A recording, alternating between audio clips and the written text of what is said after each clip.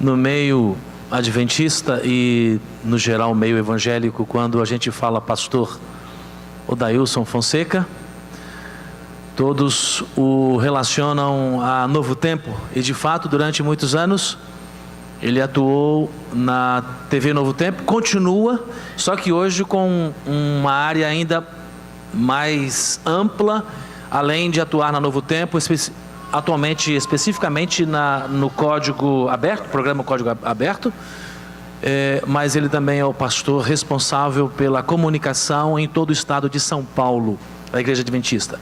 Pastor Odailson, muito obrigado por ter aceito o convite. Ele vai passar conosco o dia, porque além de ministrar a palavra, ele também estará às 17h30 no programa da tarde, no Código, melhor dizendo, Código não, Programa Fato, Código Aberto, enfim, Programa Fato, vai estar conosco. E pastor, que Deus te abençoe, mais uma vez, muito obrigado por ter aceito o convite. O Santo Espírito lhe unja neste momento. Meus queridos irmãos, boa tarde. Feliz sábado. Privilégio estar aqui no Brooklyn, uma igreja tradicional. A gente escuta tanto de algumas igrejas específicas do estado de São Paulo.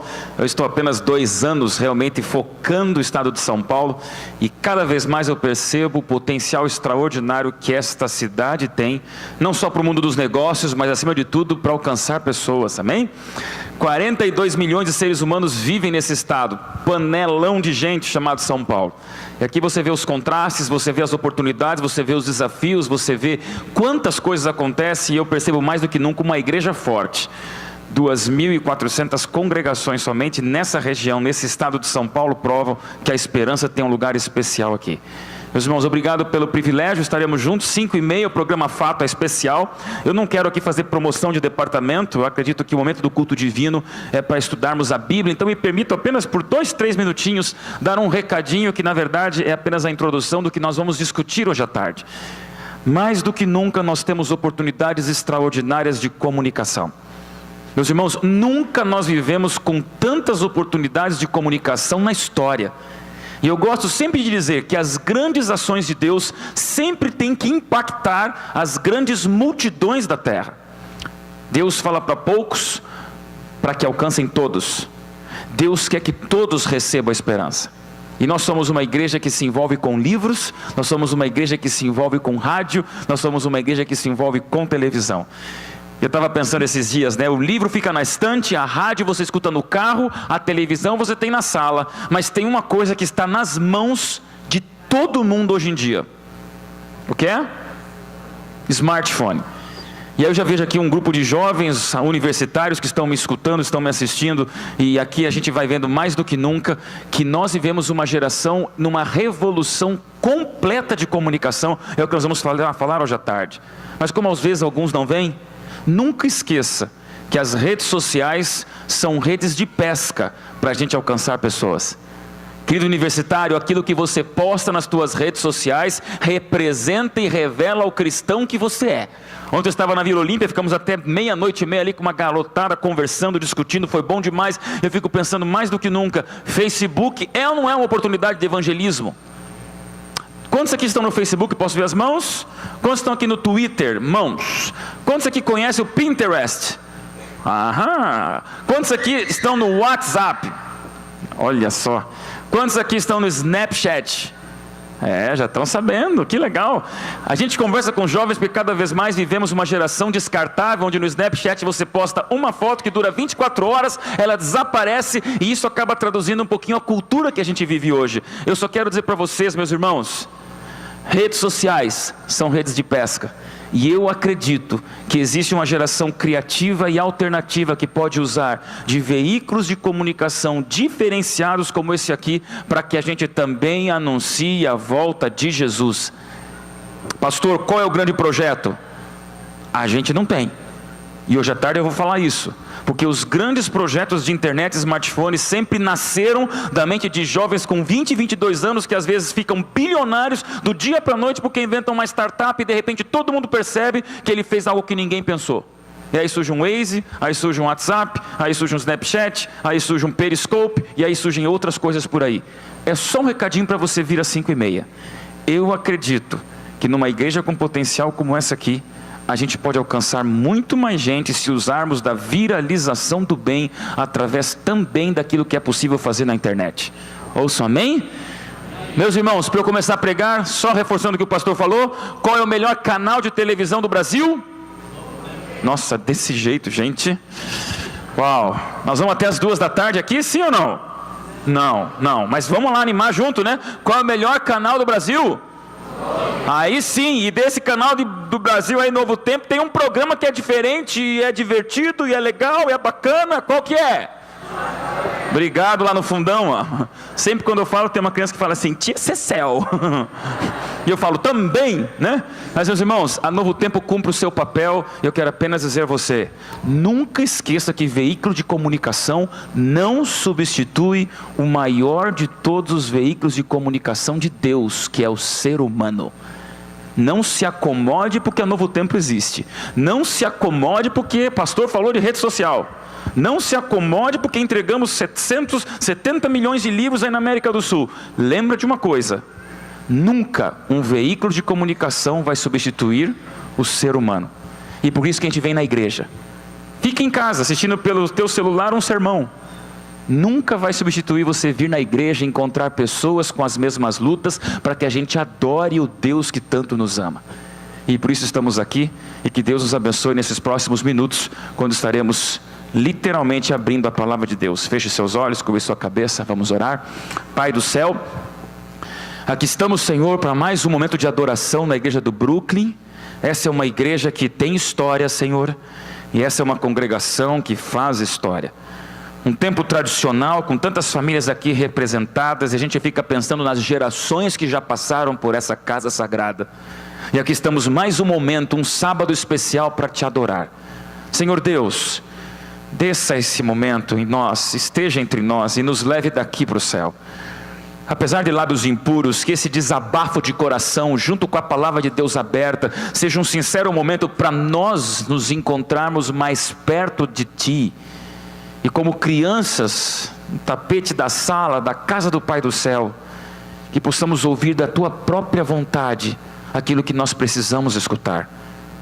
Meu Deus, viemos aqui com nossas lutas, viemos aqui carregando a semana que passou, viemos aqui com nossos esconderijos emocionais, onde a gente sofre e a gente disfarça, mas aqui é o momento de hospital, é o momento de não escondermos nossas feridas e lutas, é o momento de recebermos a esperança que vem do céu. Senhor Deus, não viemos aqui para escutar o que queremos, mas viemos aqui para ouvir o que precisamos. Portanto, que essa mensagem seja para despertar os sonolentos e incomodar acomodados, para que juntos possamos ser a última geração em vida antes da volta de Jesus. Em nome de Cristo te agradecemos. Amém. Na comunicação existe um termo chamado storytelling, onde hoje você conta histórias e através de histórias você abre molduras mentais onde você vende uma ideia. Eu queria contar com vocês uma história, uma ilustração que a gente vai imaginar junto. Você tem um melhor amigo de infância, vocês cresceram juntos, e agora você mais velho recebe dele no WhatsApp um recadinho dizendo: venha comigo celebrar o meu aniversário. Você se lembra que todos os anos anteriores, esse seu grande amigo, filho de um dos homens mais ricos de São Paulo, virou teu amigo, sempre te convidou para o aniversário dele, e cada aniversário foi uma surpresa extraordinária, de alguma coisa que ele ganhou, algum lugar que ele te levou, e você sempre sabe que aniversário do teu amigo mais rico vale a pena ir. Você marca o lugar, é um domingo, o horário é um horário específico, 10 horas da manhã, e o lugar tem ali o endereço, que você chega no domingo, não vai perder por nada, põe no Waze, não conhece muito o lugar, porque ali não aparece a primeira instância, mas quando o carro vai chegando perto, você percebe, ele marcou o encontro com você no aeroporto de Congonhas. Isso mesmo. Você chega ali 10 horas da manhã, percebe no hall de entrada que tem uma área VIP, e por acaso você não está sozinho não, tem mais 10 pessoas igual você, todos esperando esse grande amigo rico, que chega um pouco atrasado, cansado ali, suado, porque ele atrasou, e ele olha para vocês e apenas diz assim: que bom que vocês vieram. Você é o porta-voz do grupo, mais sem vergonha, né? E fala assim: viemos por quê, cara? O que aconteceu? E ele diz assim: vocês vieram para celebrar comigo o mais novo presente de aniversário que eu ganhei do meu pai. Aí você começa a ficar mais surpreso e só pergunta, né, para ter certeza: que presente? E ele, mais sem graça, ele é tímido, incrível, né? Rico, super tímido, e aponta ali através do vidro o presente, dizendo assim: tá ali, ó. Quando você olha, ali, ó, parecendo um desfile de aeronave na pista, um modelo 0 km, totalmente inutilizado, saiu agora da fábrica da Embraer, e o pai daquele menino comprou para ele de presente. E ele diz: eu queria que vocês participassem do voo inaugural desse modelo ultra secreto e novo que a Embraer acabou de fabricar. Você só diz assim: yes, que bom ter amigo assim, né? Façam a fila, vocês vão para a pista, a porta é aberta, você entra primeiro de todo mundo, vai lá para o fundão para pegar a janela. Todo mundo senta, o comandante entra no avião, porta fechada, ele cumprimenta vocês, desaparece na cabine do piloto, e agora sim, você lá, aperta o cinto de segurança, e o avião pega velocidade, turbinas acionadas, a aeronave descola do chão, começa a alcançar altitude, São Paulo ficando pequenininho, e de repente naquele domingo você percebe: estou voando pela primeira vez numa aeronave particular, exclusiva, feita só para o meu amigo. Isso é uma história incrível. Faz um selfie, é óbvio, e aí continua o voo. De repente, quando está lá em cima, o comandante diz: senhoras e senhores, sejam bem-vindos ao voo especial dessa aeronave recém-inaugurada e lançada pela Embraer. Vamos sair aqui de São Paulo, vamos pegar o litoral, chegaremos lá no Nordeste e voltamos para um almoço especial. Yes, que legal. Só que o voo continua lindo, né? E você está ali olhando, curtindo, meia hora de voo. De repente, quando já passam uns 20, 25 minutos de voo, você percebe que o avião começa a tremer um pouquinho. Agora imagina comigo, tá? Entra no clima. O avião começa a mexer bastante. De repente você vê que ele começa a dar uma pinotada boa. E agora começa a dar aquela sensação de mal-estar. Você aperta mais o cinto, olha pela janela, deve ser turbulência, mas não tem uma nuvem no céu. É um dia lindo como está hoje. E agora, para o teu desespero, a aeronave começa a perder um pouquinho a altitude. Você vê que ela está tentando fazer força, turbinas sendo acionadas com mais pressão, e ali você vai vendo mais do que nunca o avião descendo um pouco. E agora, enquanto ele treme, enquanto ele embica para um lado, para o outro, você vê que tem um problema sério. Luzes acendem no avião e você começa a perceber que tem coisa errada. E confirma quando você olha pela janela que você estava e vê que da asa direita sai fumaça. Fumaça preta.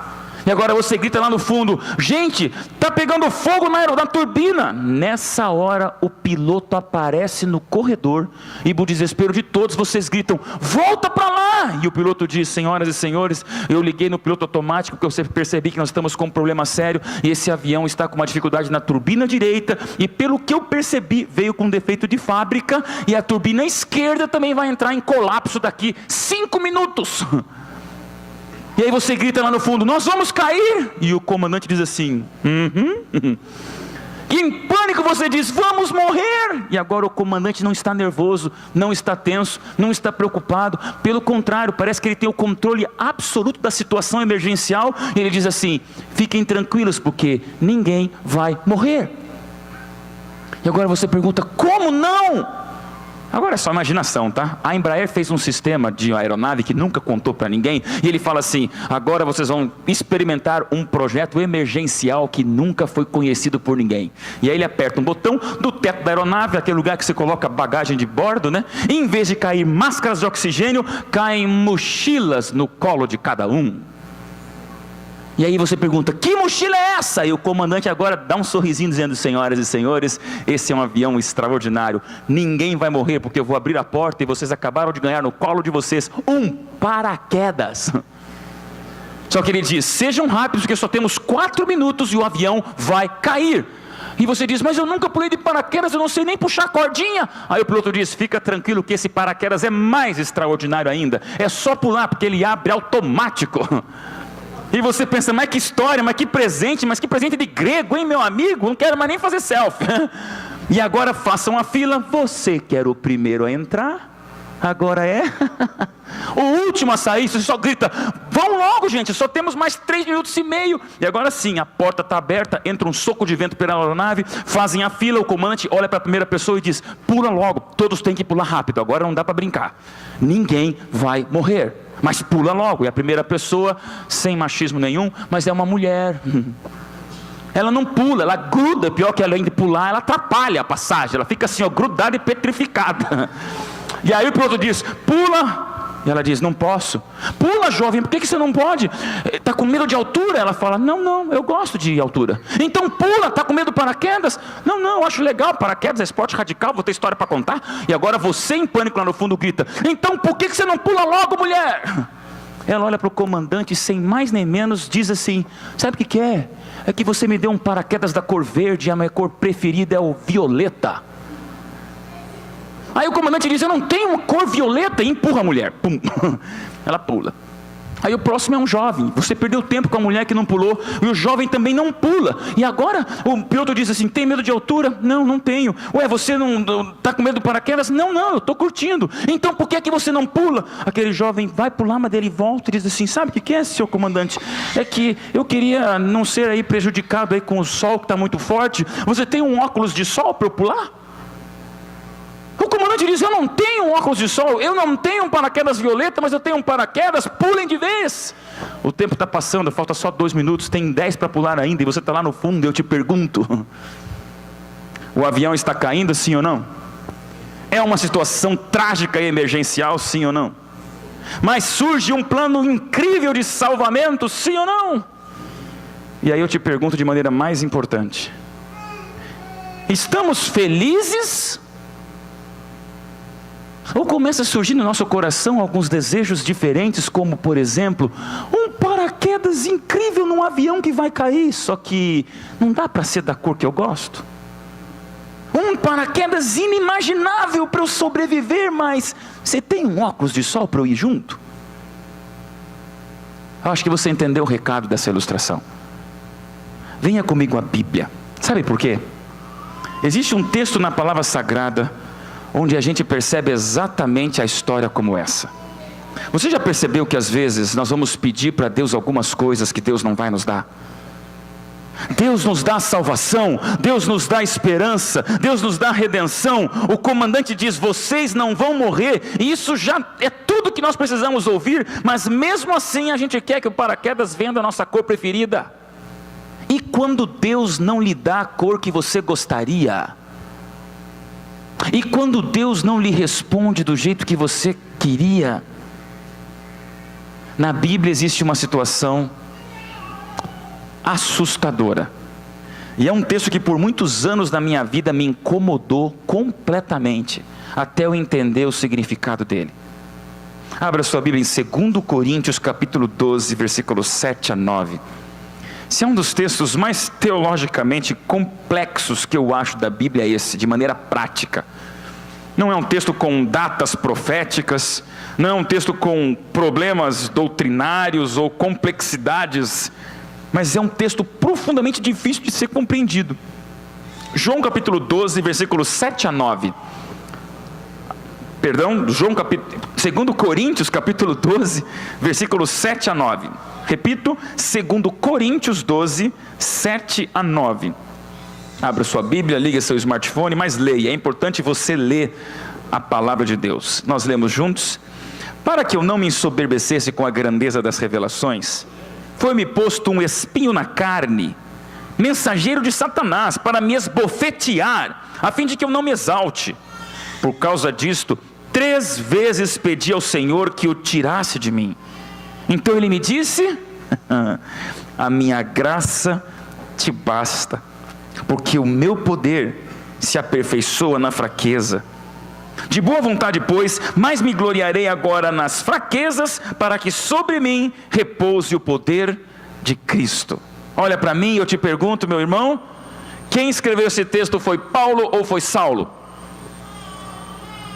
Quem escreveu esse texto, Paulo ou Saulo?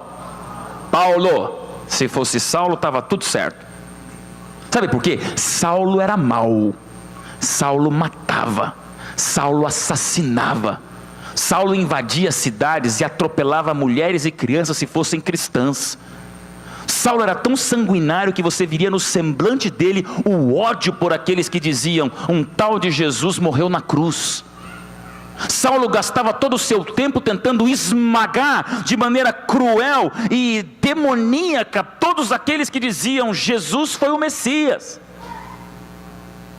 Saulo não merecia um espinho na carne, Saulo merecia um espinheiro inteiro em cada poro do corpo.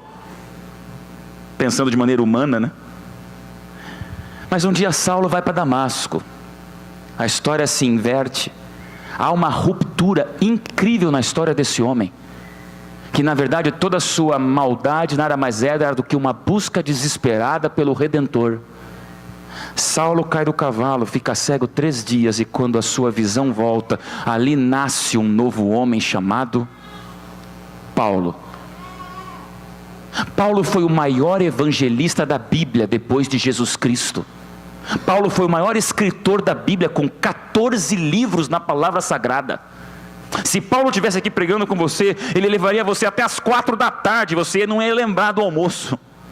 Porque Paulo tinha tanto poder na sua mensagem, na sua maneira retórica, filosófica, acadêmica, artística, de pintar e desenhar quadros mentais, e altamente racional em fechar uma teologia compreensível, que Paulo era um homem que você diria: este anda com Deus, este conhece a Deus, esse vê Deus. Paulo, um extraordinário servo de Deus. E a Bíblia me diz que Paulo reconhece que num certo momento da sua vida, alguma coisa lhe machucou, alguma coisa invadiu a sua paz, de maneira que ele, como um bom escritor, desenha em nossa mente uma ilustração chamada espinho na carne. Ora, eu não sei o que é um espinho na carne, mas você sabe o que é um prego que atravessa a sola do sapato e encrava a tua pele dizendo: está doendo. Sabem o que é isso? Cada pesada, cada passo, uma mancada. E aí você diz: não aguento mais esse sapato, eu prefiro andar descalço do que machucar minha pele a cada pé que eu peço, cada passo que eu dou. Só que no caso de Paulo não era um sapato que ele jogava fora, era um espinho na carne que não fazia o coração dele parar de bater, mas fazia dele a mente cansar. Não tirava a vida, mas tirava a paz. Não arrancava sua sobrevivência, mas puxava seu pé de apoio de felicidade. E agora o que Paulo diz: procurei a Deus e pedi que Ele tirasse esse espinho na carne de mim. Uma vez, Deus disse o quê? Não. Então Paulo, eu e você faríamos a mesma coisa. Ora mais, lê mais a Bíblia, vai mais na igreja, vigília, oração, semana de oração, evangelismo, entrega livro missionário, e agora volta e faz mais uma oração: Senhor, agora eu estou mais perto de Ti, tira de mim o espinho. Pela segunda vez Deus diz o que para Paulo? Não. Então agora Paulo faz um plano espiritual, muito mais do que 40 madrugadas. Ele ora, ele jejua, ele vai ao extremo da condição física e humana para pedir algo para Deus. Ele prega como nunca, ele ora como nunca, vigílias como nunca. Ele entra numa situação de transe espiritual, onde ele diz numa noite, desesperado na sua cama: Senhor, não existem mais forças espirituais dentro de mim. O que eu te imploro pela 3ª vez: tira de mim esse espinho na carne. Eu posso ver o grito de desespero de Paulo, implorando para Deus um paraquedas da cor preferida. E agora a Bíblia me diz que Deus responde para Paulo de maneira sobrenatural e fala. Fala que frase? Paulo, meu filho, eu te amo tanto, Paulo. Você é meu filho do coração. Que, Paulo querido, a minha graça te basta. O meu poder se aperfeiçoa na tua fraqueza, Paulo. Resumindo tudo isso numa palavra de 3 letras: não.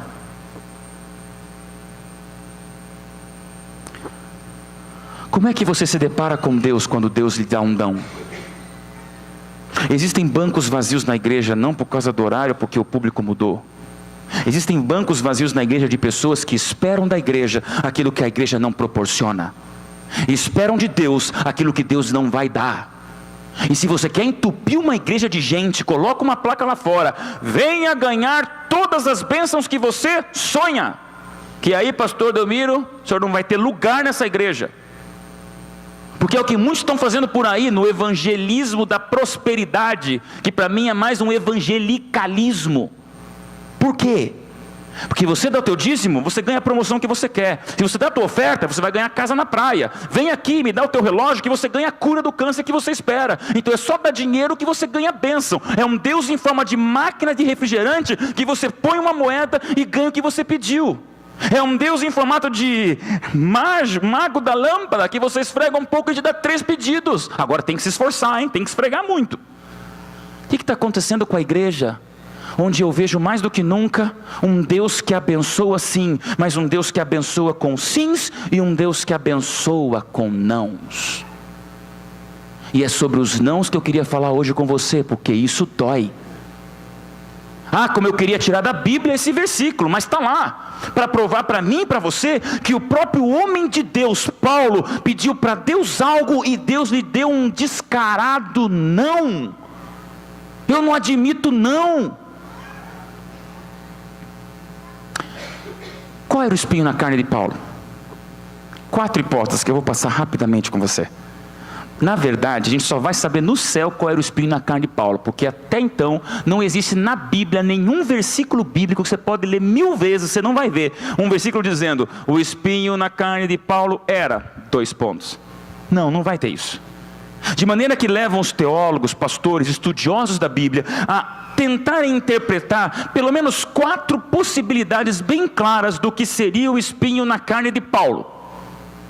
E cada possibilidade ela é muito real para a gente. Primeira, Paulo era um homem de Deus. Só que antes de homem de Deus, Paulo era um homem. Paulo pertenceu ao Sinédrio quando Saulo, 40 homens especiais, era a casta máxima das condições e da inteligência religiosa. Homens de influência como hoje seria, não sei, o Supremo Tribunal Federal dos Estados Unidos. Sabe que aquela coisa assim, a corte mais forte, onde aqueles homens que estavam lá eram as referências espirituais de toda a Judéia. Saulo fazia parte desse grupo. Só que para fazer parte desse grupo só podia ter homem casado. E agora nasce um ponto de interrogação na nossa mente, porque se Saulo foi casado, eu nunca vejo na Bíblia um Paulo com esposa. Das duas, uma, ou ele virou viúvo, ou quando se converteu, a mulher não quis mais saber dele. A verdade é que você vê Paulo, o grande missionário do Novo Testamento, como um homem totalmente desacompanhado aonde quer que ele ia para escrever suas cartas. E aí? Isso leva alguns a entenderem que talvez um dos espinhos na carne de Paulo fosse a palavra tentação. Não sei se tentação sexual, isso pode ser uma imaginação minha. Mas uma coisa é verdade, todo mundo tem um cantinho engavetado na alma que a gente não conta nem para o nosso cônjuge. Você pode estar casado há 50 anos, tem tentações que você não deixa aparecer. E é exatamente isso que eu escondo de você, e você esconde de mim, que Satanás sabe exatamente aonde atirar e aonde nos incomodar com o espinho na carne. Você pode chegar para mim e pôr aqui a 1 palmo de distância uma garrafa de pinga deliciosa para alguns. Para mim eu vou dar risada. Você pode trazer para mim o cigarro último modelo ou o mais incrível charuto do mundo. Eu vou olhar e vou rir. Não é para mim tentação. Não me traz lembrança, não me traz nenhuma atração. Agora, não queira você imaginar o que Satanás sabe de mim, onde está o meu ponto fraco. Assim como eu não posso imaginar você, o teu ponto fraco, mas você sabe que tem. E será que em algum momento nós não olhamos para o céu e dizemos, Senhor, por que a tentação existe? Meu Deus, a tentação para o cigarro, a tentação para as drogas, a tentação para a pornografia, tentação para a desonestidade, tentação para a pedofilia, tentação para o homossexualismo, tentação para você passar pessoas para trás, tentação porque eu falo demais, tentação da inveja, tem tentação para todo mundo, meu amigo. E Satanás faz uma diferente para cada um. Ele sabe o teu ponto fraco e sabe o meu. E eu acho que você como eu temos momentos de desespero, onde eu olho para o céu e falo, meu Deus, tira de mim a tentação, eu vou ser muito melhor. E Paulo pede, se eu não for tentado, eu vou ser muito mais santo. Sendo mais santo, eu vou ser muito melhor pregador, pastor, missionário, cristão, evangelista. Resposta de Deus para Paulo, para mim e para você, quando o assunto é tentação: minha graça te basta, a tentação continua. Segunda hipótese, talvez não fosse tentação, talvez fosse a próxima hipótese, que se chama temperamento. Falo para um grupo do segundo culto que eu vejo aqui, um povo um pouco mais experiente, já viveu muito mais. Aqui tenho líderes, tenho empresários, tenho CEOs, tenho donos de negócio, tenho homens, chefes de família. Eu me pergunto com você, somos ou não somos líderes? Paulo era um líder, e eu quero conhecer no céu Paulo e gastar alguns séculos conversando com ele. Porque eu vejo na Bíblia que Paulo era um homem focado. Paulo sabia o que queria, sabia como chegaria e através do que ele poderia chegar. Mas às vezes o com quem ele trocava. Eu quero chegar lá, então não me põe um covarde no meu caminho, porque se for covarde eu largo e vou com outro. E você vê que a Bíblia não disfarça que Paulo era um homem tão líder, mas também um pouquinho impaciente. Chegou Marcos, ficou com medo, troca por outro. Daí aparece um Barnabé dizendo, calma, dê a ele uma segunda chance. No fim da vida de Paulo você vê lá, traz Marcos, porque ele é importante para a minha velhice. Uau! Amo a Bíblia porque ela mostra os homens de Deus como homens pecadores. E talvez Paulo também fosse como você, mãe, que tem um filho adolescente que fecha uma portada na tua cara. Ai, como aquele momento, pastor, o sangue sobe, ferve na minha cabeça. Razão desce para o pé e eu chuto longe, né? Falando que não deve, e aí a mãe fica com vergonha, tristinha, e o que eu falei? Que desrespeito. Acontece. Como dizem por aí, né? Seja senhor do seu silêncio, para não se tornar escravo das suas palavras. Frase bonita, mas como é difícil pôr em prática. E eu oro para Deus, Senhor, meu temperamento é um pouco mais firme, um pouco mais duro, um pouco mais impaciente. Se o Senhor trocasse meu temperamento, seria tão melhor, né? Aquela pessoa que se dá bem com todos, uma mistura de fleumático, com empático, com simpático e carismático. Perfeito, né? Não dá. Deus responde para Paulo, para mim e para você, o teu temperamento continua, porque a minha graça te basta, ou seja, não. Amada igreja, talvez não fosse tentação, talvez não fosse temperamento, talvez fosse a terceira hipótese, e essa é mais forte ainda. O quê? Perseguição. Essa palavra dói, sabe por quê? Perseguição atinge todo mundo que em um certo momento da vida se encontra com Deus. Eu não quero ser um mau profeta da desgraça na tua vida, mas posso te falar uma coisa com carinho? Eu nunca vi até hoje alguém realmente comprometido com a verdade, em relacionamento com Deus e ansioso pelo céu, que do lado de cada terra não seja tremendamente perseguido em alguns aspectos. Ou é perseguido na parte financeira, ou é perseguido por um chefe que não entende, por um professor que marca a prova no sábado só para te provocar, ou por uma ex-namorada que espalhou para todo mundo pelos grupos do WhatsApp, que você, por não querer ir para a cama com ela do casamento, agora você tem que sair do armário. Falava ontem para um grupo de jovens, falava assim, pastor, ora, porque hoje é difícil, você quer ser correto e puro, mas as pessoas são as primeiras a acusarem você. E aí vai me dizer que não é perseguição. Perseguição como você, adolescente, talvez seja o único cristão em casa e os próprios pais zombam de você e zombam do teu Deus. Como é difícil viver os amigos de Daniel dizendo assim, Senhor, já está tão quente essa fogueira e estão colocando mais 7 vezes ainda. É o que o diabo quer. Ele entra em colapso quando vê alguém escapando das suas mãos. Eu era pastor em Curitiba quando começava o meu ministério, fizemos uma conferência ali, eu batizei o Rodriguinho com 11 anos. Me lembro que depois de 3 semanas, era o único adventista em casa, falamos com os pais, autorizaram, batizamos o menino. Um juvenil, um dia eu chego para pregar na igreja e no último banco encontro o Rodriguinho, um adolescente ali chorando. Aí sentei com ele, dei um abraço, o que foi, Rodriguinho? Seus olhos em lágrimas, olhou para mim dizendo, pastor, ora por mim. Eu falei, por que, Rodriguinho? Ele me contou a tragédia da vida dele. Pastor, eu me batizei faz 3 semanas. Meus amiguinhos ali do colégio público, era na periferia de Curitiba, região do Sítio Cercado, falou assim, pastor, meus colegas do colégio público descobriram que eu me batizei, e agora quando eu vou para a escola, eles atravessam para o outro lado da calçada, e vão do outro lado da calçada gritando para mim, parecendo um leproso, vai lá crentão, vai lá crentão, vai lá crentão. Dele dizendo, pastor, mesmo que eu seja o dono da bola, eles já não querem mais jogar bola comigo.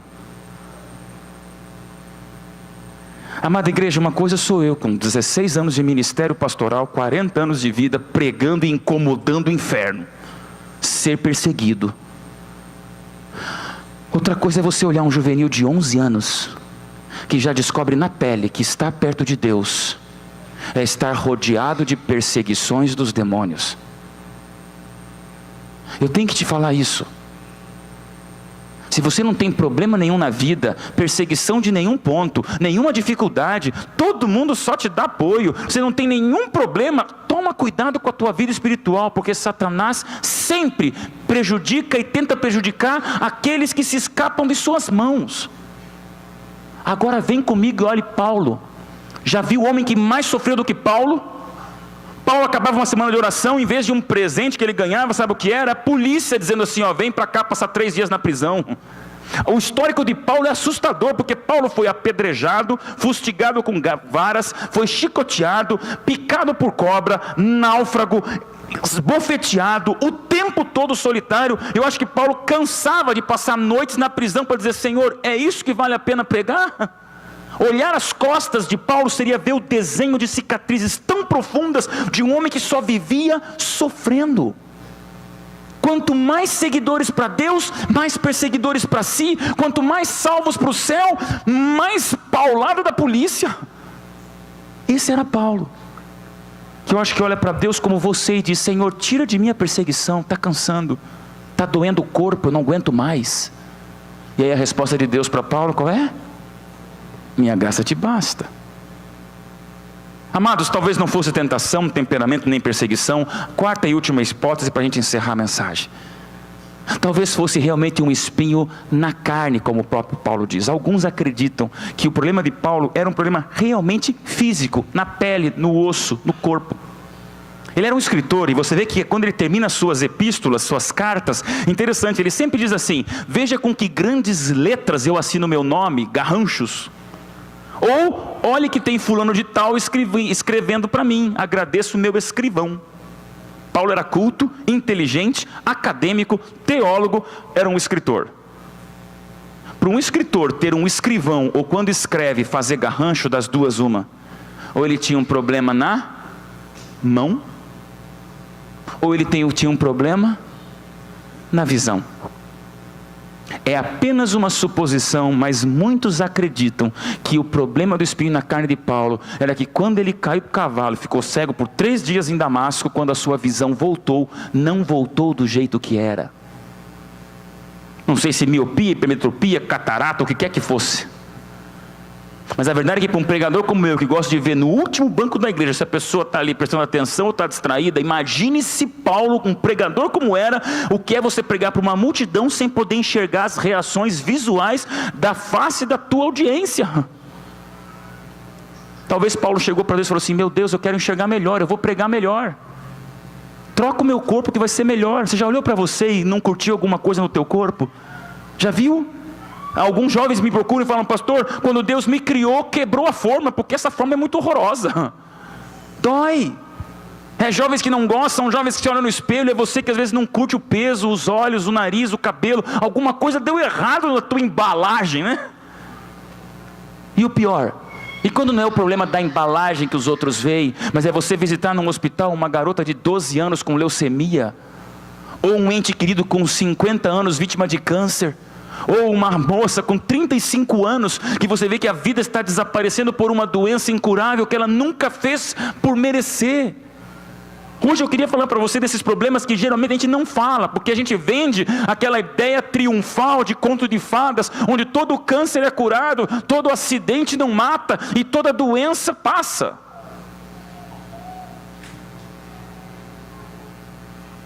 Tem que terminar a mensagem. Eu não sei qual é o teu espinho na carne, mas eu sei o meu.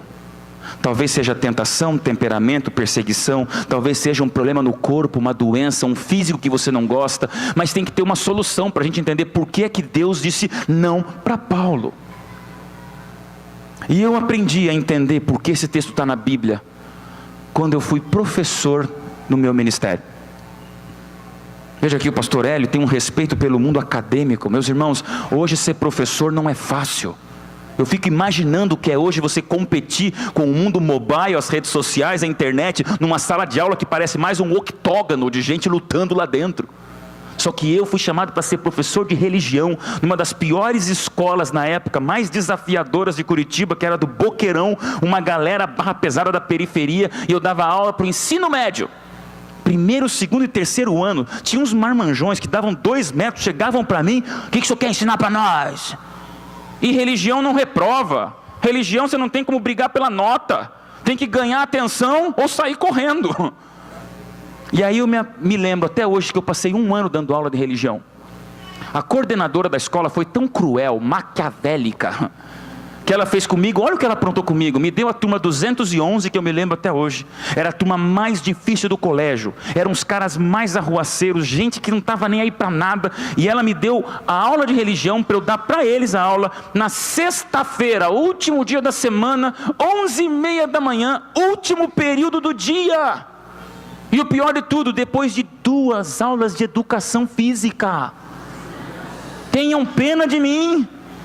Aquela moçada chegava cheirando rinoceronte na sala de aula e falava: o senhor quer ensinar para a gente em 40 minutos antes do nosso final de semana, pastor? Não é fácil. Eu reverencio quem é professor e educador. Só que eu queria dizer para vocês que nesse 1 ano Deus me deu a resposta desse texto bíblico. Sabe por quê, igreja? Porque eu descobri qual é o pior aluno que existe no mundo. Existe um tipo de aluno que é o pior da face da terra. O pior aluno de uma sala de aula não é aquele que está no fundão. Sabe o do fundão? Aquele lá que não para quieto? Não é não. Às vezes ali vão vir alguns líderes importantes aí pela vida. Os do fundão, né? Por outro lado, o pior aluno também não é o da primeira fileira. Sabe aqueles que ficam na primeira fileira babando o professor? E pior que você faz uma pergunta querendo chamar a atenção do fundão e o primeiro diz assim: eu sei a resposta, professor. Não, eu quero o fundão ir respondendo. Pior aluno também não é aquele que no recreio vai atrás de você oferecendo lanchinho, né? Quer meu lanchinho, professor? Quer meu lanchinho? Ele quer nota, bajulador. Tanto é que eu tinha uma inveja santa do professor de matemática, porque com religião nunca recebia lanchinho no recreio. Mas matemática era aquela mesa cheia de maçã, né? Não é o pior aluno bajulador, nem por pior que pareça, aquele que às vezes na escola quebra um azulejo, picha um muro, faz uma bagunça, solta uma bomba, tem de tudo. Brooklyn, sabe qual é o pior aluno da face da terra? Eu aprendi isso naquele ano. O pior estudante do universo são aqueles filhos cujos pais nunca souberam dizer não. São palavras duras.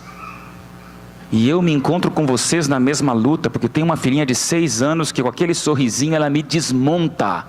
Eu amoleço. Só que não esqueça de uma coisa: se você não diz não em casa, quem vai dizer não é a polícia. Se você não põe limites dentro de casa, você vai ter limites na prisão. E se não aprende até onde vai dentro do lar, é na paulada da rua que vai aprender aonde vai. E eu me assusto em São Paulo quando eu vejo jornais mostrando cada vez mais filhos de milionários e bilionários cometendo erros piores do que da favela. Então não me diga que é dinheiro ou ausência dele. Muitas vezes, claro que tem exceções, mas a maioria das vezes é um problema de educação, de limite, de diálogo. É a minha filhinha pedindo 3 chocolates, eu digo: a gente combinou só 1. Ai, que vontade de dar os outros 2. E eu me sinto um terrorista com aqueles olhinhos lacrimejando: papai. E eu falo: Ellen, que Deus me dê força, porque eu não estou aguentando dizer não, e dói. Meus irmãos, esqueçam tudo o que eu lhes falei. Esqueça tudo que eu lhe apresentei, mas não esqueça a próxima frase: o alvo de Deus para a tua vida não é fazer você ter o que quer. O alvo de Deus para a tua vida é levá-lo para onde você deve ir. E aí muda todo o cenário, porque Deus não está mais preocupado com a nossa alegria aqui em São Paulo, como Ele está interessado com a nossa eternidade.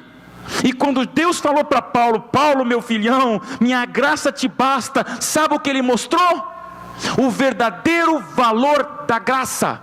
A graça está acima do dinheiro, a graça está acima da cura física, a graça está acima da satisfação temporária, a graça está acima de um temperamento controlado, a graça está acima de um corpo perfeito, a graça está acima de todas as decisões corretas que você quer tomar, a graça está acima de todos os negócios bem feitos da sua vida administrativa.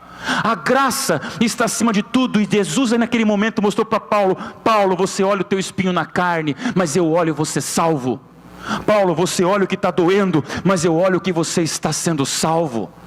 Eu não quero dizer que você vai se alegrar na desgraça. Isso aqui não é uma mensagem masoquista, mas uma mensagem de um Deus que diz: meu alvo para você, mais importante do que ter aquele carrão que você gostaria, é você estar pronto quando meu filho voltar. E aí, meus irmãos, eu te apresento não uma igreja, eu te apresento não uma religião, eu te apresento não uma denominação religiosa, eu te apresento não uma fachada com um título de religião, eu te apresento um movimento na face da terra chamado Adventista do Sétimo Dia, que diz o quê? Jesus vai voltar. Jesus vai voltar. E a verdade mais linda da Bíblia é que muitas vezes a gente se apega aos não podes, ao que pode, ao que não pode, às doutrinas, ao que tem, ao que não tem, e nos esquecemos que a Bíblia é o livro da esperança. E Paulo ouviu de Deus aquele não, e eu acho que Paulo deita na cama e diz: Senhor, é isso? E Deus diz: é isso, Paulo, minha graça te basta. Porque toda vez que o espinho na carne doer, sabe o que isso vai ser? Um grito teu para mim. Vai ser você vindo correndo para mim. Vai ser você percebendo que você não dá conta da vida sozinho. Meu querido empresário, o maior problema de homens endinheirados hoje é a sensação de onipotência. Tem gente tão pobre, tão pobre, tão pobre, que a única coisa que tem é o dinheiro. E é uma mensagem forte para a gente entender: o que Deus precisa de mim e de você é de dependência, renúncia, despedaçar de alma e entender que no teu ponto fraco a esperança reina. No meu ponto fraco um Deus aparece. E eu te pergunto: como é que você se relaciona com esse Deus? Às vezes a gente pede para Deus tirar nossos problemas. Oramos como se a nossa religião fosse baseada na subtração de problemas. Deus, tira a tentação, tira a traição, tira os pensamentos, tira o temperamento, tira a falta de dinheiro, tira o câncer, tira a perseguição, tira tudo. E Deus nem sempre vai responder você e a mim por subtração do problema. Sabe o que eu amo nesse texto bíblico? Que Deus apresenta uma outra maneira de responder nossos problemas. Quando Ele não tira o problema, Ele adiciona a sua presença. E eu prefiro um problema com Deus do que uma aparente ausência de problema num mundo que acaba aos meus 90 anos, quando muito. Você viu como é encantadora essa mensagem? Mulher, está tudo dando errado para você. Espinho na carne é grito para Deus. Pai, você mantém aquela aparência de onipotência em casa, mas sabe que por dentro você está desmoronando. Cada espinho na carne é um grito de graça que nos basta, que vem de Deus. Porque o alvo de Deus para a nossa vida não é fazer a gente ter o que quer, é levar-nos para onde nós devemos ir. No primeiro sermão eu não falei isso, porque minha esposa estava sentada nesse primeiro banco. Mas nossa família viveu o maior espinho na carne no ano passado. Casei com a Ellen e junto com ela uma família linda, impecável. Tudo que se fala de brincadeira com sogra, no meu caso, nunca teve graça, porque não teve nada a ver. Minha sogra, minha segunda mãe. Aí você vem um dia com a esposa aqui em São Paulo, prega de manhã, e à tarde está aqui em um hotel, pensando em pregar no sábado à noite em outro lugar, um telefone toca, um acidente acontece, um carro capota, e uma mãe morre. Na hora. Quando a minha sogra morreu no passado, eu vi minha esposa como eu nunca vi, porque ela é filha de pastor e eu também. Um dia a gente conversava, como nós somos mal acostumados. Nascemos num berço de ouro e graças a Deus nunca tivemos uma verdadeira tribulação na vida. Até o ano passado. E no ano retrasado, quando a minha mãe contraiu câncer. Só que a minha mãe foi curada. A mãe da Ellen não teve tempo da cura. E eu desabafo meu coração para você. Sabe como eu raciocino nesse momento? Eu vou tentar explicar, não, fica tranquilo, porque o mundo é assim mesmo, Deus tem um plano. Não é assim, o pecado estragou tudo. Até você sentir os braços trêmulos da pessoa que você mais ama, gritando de saudade que devasta, dizendo, não cabe, nada mais ocupa. Eu falei, eu não sei te ajudar. É chorarmos juntos e esperarmos a volta de Cristo. Amada igreja, espinhos na carne como estes, são momentos onde a gente se ajoelha e às vezes nem fala, só chora. E quando chora, é hora que Deus diz, a minha graça está aqui, filho. A minha graça está aqui, filha. Eu vou voltar e tudo isso vai se resolver num momento. E aí eu termino essa mensagem perguntando a você: você está preparado para essa volta de Jesus? Você está preparado para encarar uma semana nessa região tão endinheirada de São Paulo, entendendo o seguinte: isso aqui não vale, isso aqui não releva, isso aqui não eterniza, isso aqui passa, então tudo que eu tenho é o que me resta, chamado esperança. Se tirarem de você esperança, não sobra nada. Se tirarem de você Deus, não resta nada. Agora, se você tem um Deus cuja graça te basta, o poder dele invade a tua fraqueza, e nessa fraqueza você vê a onipotência de Deus confortando, dando força e te deixando impaciente para a volta de Jesus. Amém? Que Deus te abençoe. Eu quero fazer um pedido. Eu sei que é tarde, mas é o desabafo de um filho olhando para você e dizendo: eu também sinto saudade desse céu. Nós vamos ouvir uma música especial. E essa música nada mais é do que a tradução sincera de tudo que eu falei para você. Mas será que eu tenho aqui nessa tarde alguém que veio exatamente nesse culto e nunca imaginou que estaria ouvindo exatamente uma mensagem falando sobre nãos, sobre obstáculos, sobre impedimentos, sobre muralhas, sobre momentos que a luz se apaga e você fica flutuando na escuridão? O que eu posso oferecer para você? É o que eu ofereço à minha esposa: oração, para que Deus faça com que a graça dele, que bastou para Paulo, que nunca mais questionou o espinho na carne, e aqui encerra o discurso de Paulo sobre o espinho, até a decapitação, quando a espada foi levantada e um raio de luz mostrou que ali encerrava a vida de Paulo. Ele conviveu com o espinho na carne, dizendo: é só até a volta de Jesus. Eu tenho alguém que gostaria de uma oração especial sobre alguma situação muito particular que está passando agora na vida. Queria pedir que você gentilmente se levantasse e viesse aqui, porque eu vou orar por você. É uma oração sincera, não é aqui nada mais do que um pedido de que Deus abençoe e proteja você, talvez nesse vale que você está vivendo, que ninguém nem imagina, mas está doendo. Só quero orar. As lágrimas continuam derramando, mas Deus conforta e apodera-se da gente, amém? Alguém quer participar dessa oração? Vem cá. Deus sabe tua luta, que eu não sei. Não é para todo mundo, é para alguém que está num momento realmente difícil, de espinho na carne, onde você não tem nem noção de como solucionar. Mas a gente vem aqui nesse hospital chamado igreja para conhecer esse médico chamado Deus. Que Deus abençoe vocês. Venham, podem vir. Dá tempo de você vir com sua família, com seus sonhos, talvez com seus pesadelos. E que Deus nos abençoe com essa graça que nos basta. Amém.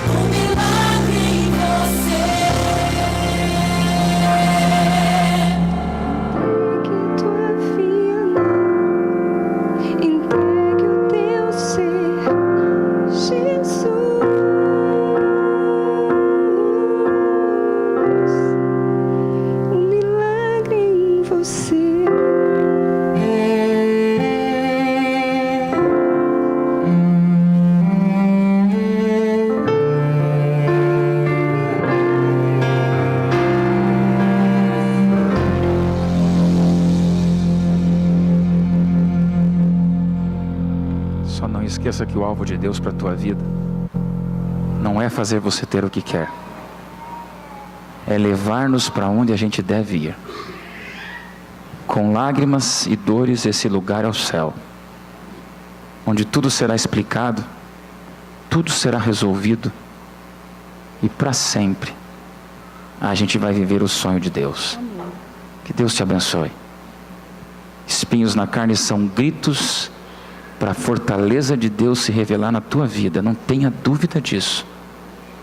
Se a gente não se encontrar aqui, a gente se vê no céu.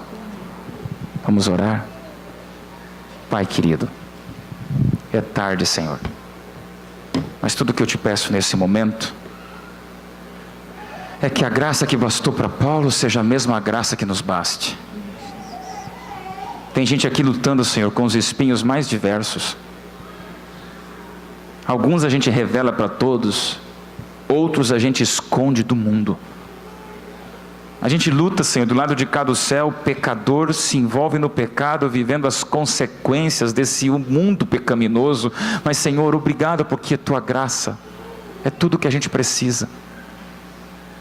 Senhor, se possível, conserta, se possível, cura. Meu Deus, se for da tua vontade, reverte esse mal que às vezes nos machuca, mas que a gente entenda, Senhor, que com sims ou nãos, o importante é a graça e a bênção da salvação. Tem gente aqui que veio nesta igreja talvez e há muito tempo não vem. Tem gente aqui que tem escutado tantas coisas desse mundo afora. Mas a realidade da bênção, Senhor, não é aquela que a gente compra com oferta. É a bênção que já nos foi entregue de um Jesus crucificado que prestes está a voltar. Cuida dessa igreja. Líderes que aqui estão. Esse segundo culto que a gente percebe, Senhor, pessoas vivendo a vida acontecendo, histórias para contar, a idade passando e, meu Deus, que a esperança esteja rejuvenescendo. Que ninguém saia daqui, Senhor, sem um norte eterno para dizer, piso nessa terra, mas nossos olhos já anteveem a eternidade.